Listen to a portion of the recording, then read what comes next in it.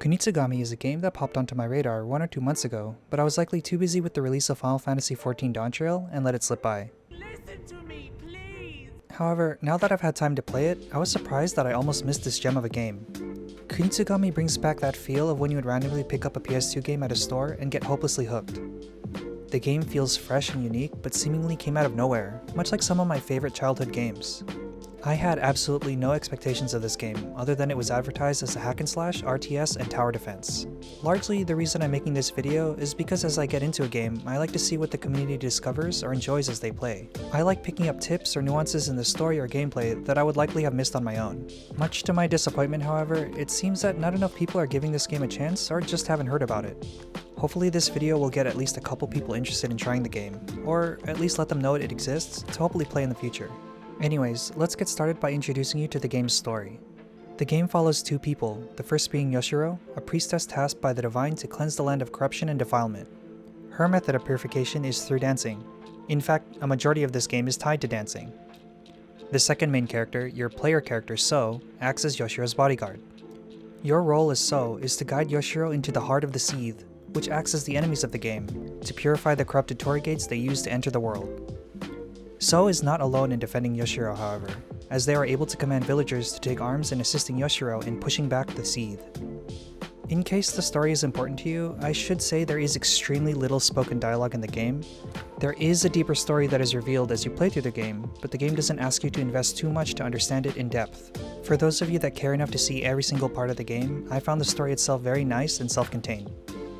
To keep this video as spoiler-free as possible, what I've just told you is just the basic premise of the story.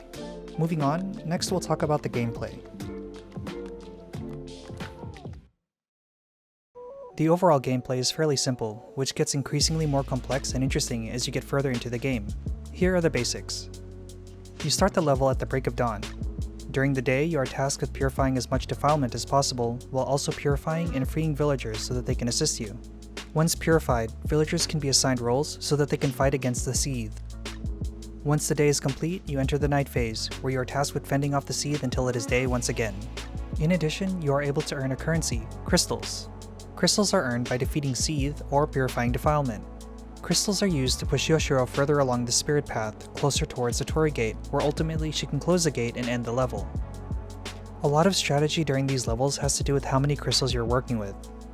Pushing Yoshiro as closely as possible toward the gate may put her in a less defensible position, as well as limit the type of units you can afford to field, but will also allow you to end the level a day or two sooner.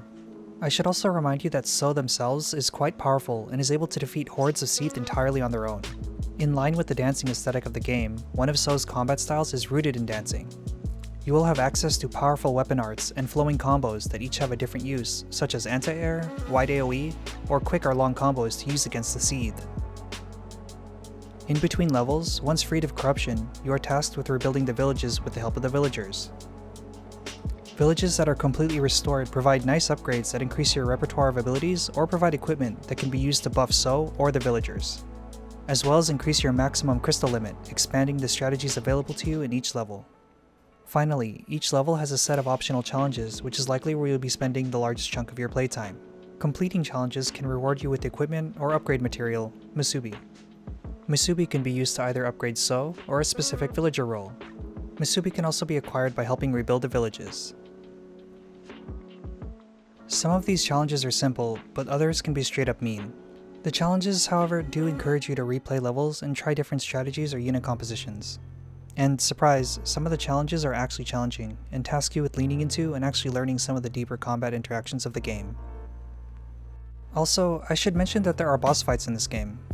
I can't show you too many boss fights without revealing some spoilers, unfortunately. You may also notice that there's an optional challenge to defeat bosses within a certain time limit. One piece of advice I'll give you is to not get too hung up on that time limit early on in the game. As you gain upgrades and weapon arts, you'll likely be able to defeat most bosses within seconds. Lastly, after defeating a boss, you will unlock a new villager role. Some villager roles are more potent than others, but keep an open mind and you'll eventually find a use for every role. The final thing I wanted to bring to your attention is the aesthetics and the music of the game. The world is steeped in mysticism and Japanese folklore. The levels themselves are varied, creepy and foreboding when corrupted, but tranquil and soothing once cleansed. The entirety of the game is simultaneously vibrant and colorful, while also grim and eerie. Additionally, I really felt that this game was developed with a lot of attention and care. Each model of every unit, enemy, or equipment is rendered and available for you to peruse at your leisure. Actually, while taking a few shots of the equipment, I noticed one of the handguards that I use most frequently had this script on the back. I can't read it myself, but if someone could translate it, that would be pretty neat. Additionally, the music was my favorite part of the game. Right at the start of every night, the taiko drums go off and set the mood for impending combat. Your troops ready themselves by dancing in tune to the drums to face off against the Seed.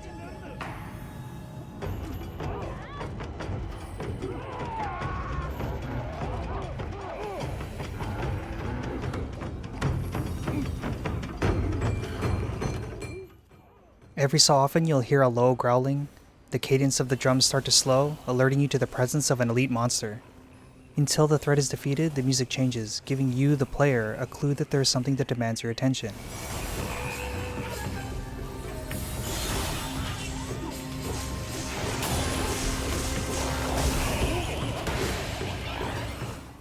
Once the elite or elites are defeated, the hectic drums pick up again as a backdrop to your nightly war against the Horde.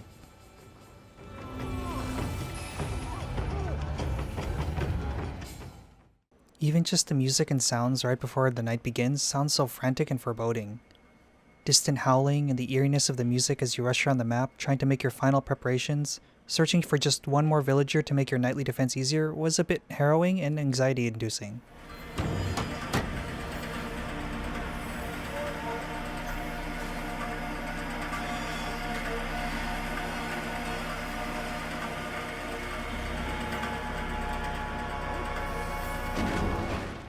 The music between levels in the towns are soft and soothing, but some of the tracks can also be a bit somber.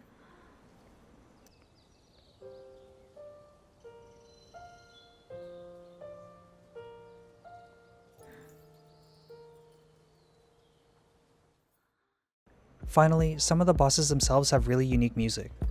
If you care to pick up the game and give it a try, I'll let you experience that for yourself. I will say that some of the tracks are really good, and don't always sound like something you'd expect given the overall theme of the rest of the game's music. Anyway, that's it.